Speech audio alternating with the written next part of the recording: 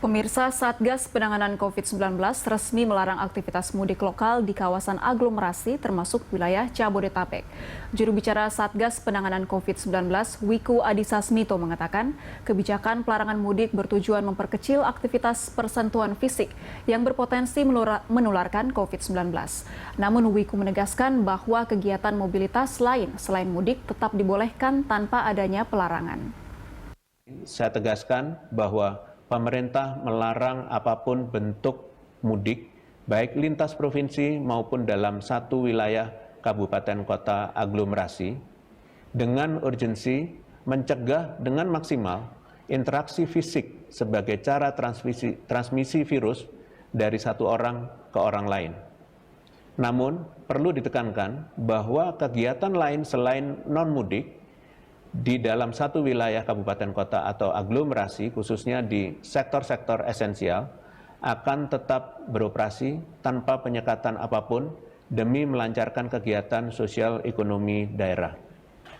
Masyarakat tidak perlu khawatir dengan potensi penularan di dalam satu wilayah ini karena operasionalnya telah diatur dalam program PPKM kabupaten kota maupun PPKM mikro di tingkatan wilayah di bawahnya, baik melalui pengaturan kapasitas maupun jam operasionalnya.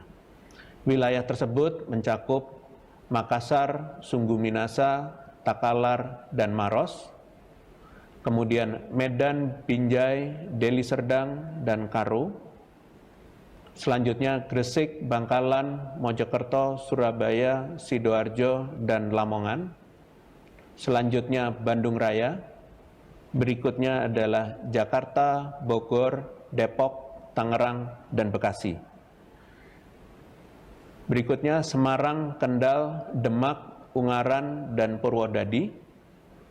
Selanjutnya Yogyakarta Raya, dan yang terakhir adalah Solo Raya.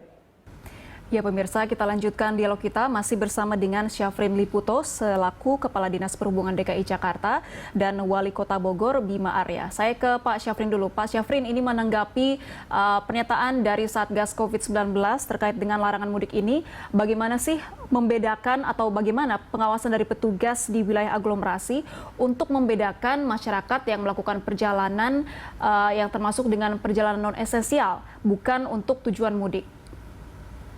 Ya, baik. Jadi dalam pelaksanaan pengawasan, tentu kami bersama-sama dengan kepolisian, TNI, dan Satpol PP itu melakukan pengamatan secara langsung di lapangan.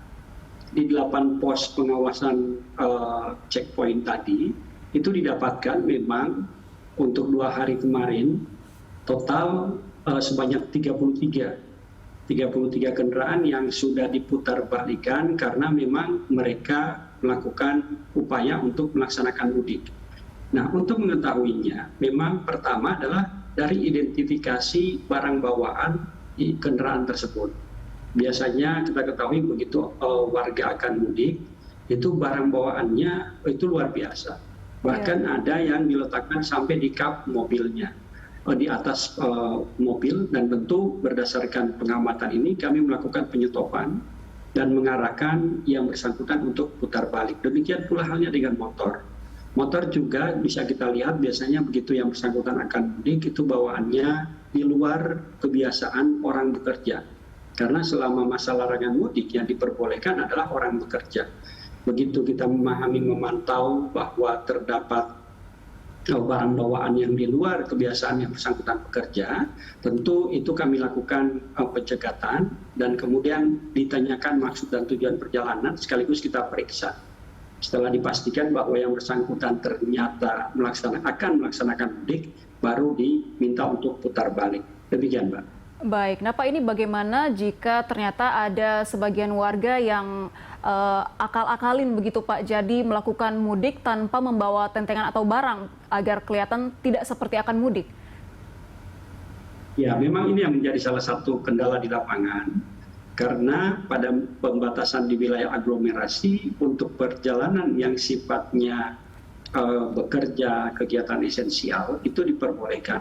Sehingga salah satu kesulitan petugas di lapangan adalah bagaimana mengidentifikasi warga yang pada saat mereka akan mudik atau bersilaturahmi dalam posisi tidak membawa apa-apa. Jika akan bersilaturahmi tentu kita pahami misalnya di hari-hari Lebaran mereka menggunakan baju koko dan seterusnya, tentu itu bisa kita identifikasi akan melakukan silaturahmi dan kita bisa melakukan arah untuk mereka putar balik.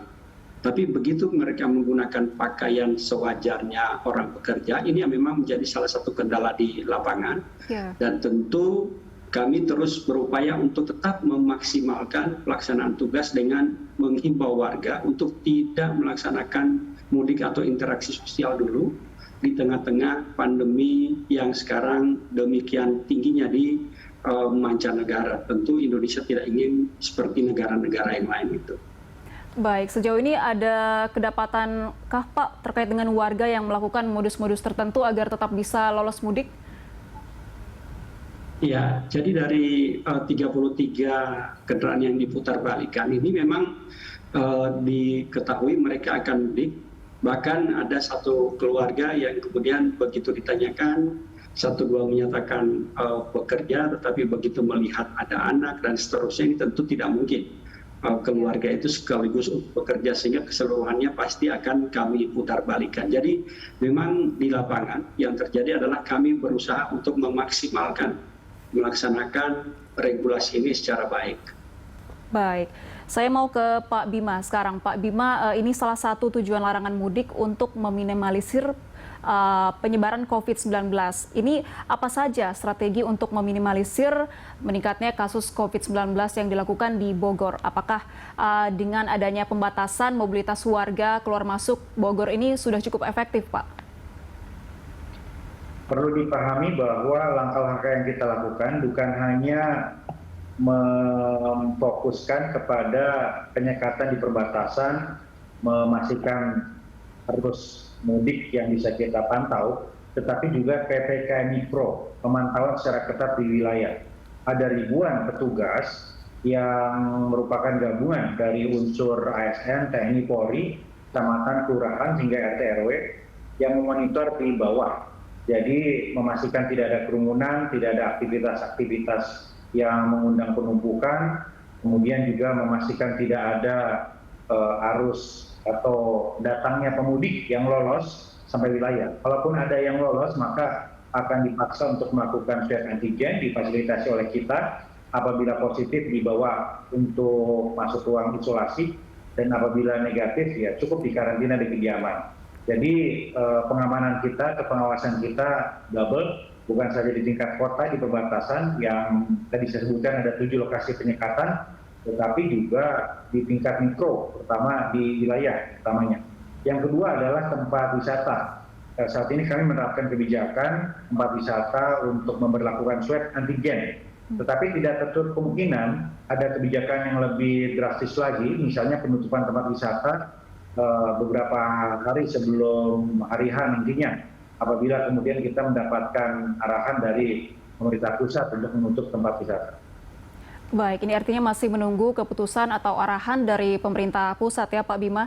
Nah Pak Bima, dengan adanya pembatasan mobilitas warga, dengan adanya kebijakan larangan mudik lokal wilayah aglomerasi, ini tentunya akan berdampak kepada aktivitas ekonomi. Nah ini aktivitas ekonomi seperti apa yang paling terdampak oleh kebijakan ini? Jadi non mudik itu kan dibolehkan ya dengan beberapa pengecualian. Nah, termasuk tentunya orang yang bekerja, orang yang beraktivitas sehari-hari. Dan kita masih berharap sektor ekonomi ini masih bisa hidup gitu. Karena kalau ditutup sama sekali aglomerasi ini, maka ekonomi akan lumpuh. Nah, karena itu kita masih melihat ya ada satu upaya titik keseimbangan. Kita tidak menutup tempat usaha, restoran dan lain sebagainya. Dan kita berlakukan protokol kesehatan di tempat-tempat itu, dan artinya masih memungkinkan orang yang di dalam kota Bogor ini mengunjungi tempat-tempat itu. Jadi sebetulnya segmen yang akan berkurang adalah dari luar kota, tetapi di dalam kota sendiri kita harapkan masih bisa untuk mengunjungi tempat-tempat ekonomi tadi, restoran, rumah makan, dan sebagainya. Baik, Pak Bima, ini kita tahu wilayah Bogor sendiri kerap kali dijadikan oleh pemudik sebagai jalur alternatif. Nah, ini pengawasan dan juga penyekatan yang dilakukan di sana seperti apa, Pak? Itu saya sampaikan di awal, ada 7 lokasi pos penyekatan ya. Ada di Simpang Tol Bogor, Baranang Siang, Simpang Yasmin, Bor, Wangun, Jalan Veteran, Sindang Barang, Cipor, dan berdasarkan data memang sudah ada cukup banyak mobil yang diputar balik. Pada tanggal 6 ada 1.351 yang diperiksa, 663 diputar balik. Pada tanggal 7 Mei-nya 1.103 diperiksa, 224 diputar balik. Jadi ada penurunan sedikit yang diputar balik ya, mungkin karena informasinya sudah semakin sampai kemana-mana. Jadi di lapangan memang saya akui tidak mudah, sangat tidak mudah, tapi kita terus berupaya maksimal untuk mengurangi arus masuk ke Kota Bogor yang disebabkan karena mudik atau tidak ada tujuan yang jelas tadi. Baik, artinya sudah berhasil cukup menekan masyarakat yang ngotot ingin tetap mudik ya Pak Bima? Ya. Baik, Pak Bima dan Pak Syafrin, kita masih akan lanjutkan dialog kita usai jeda. Pemirsa tetaplah bersama kami.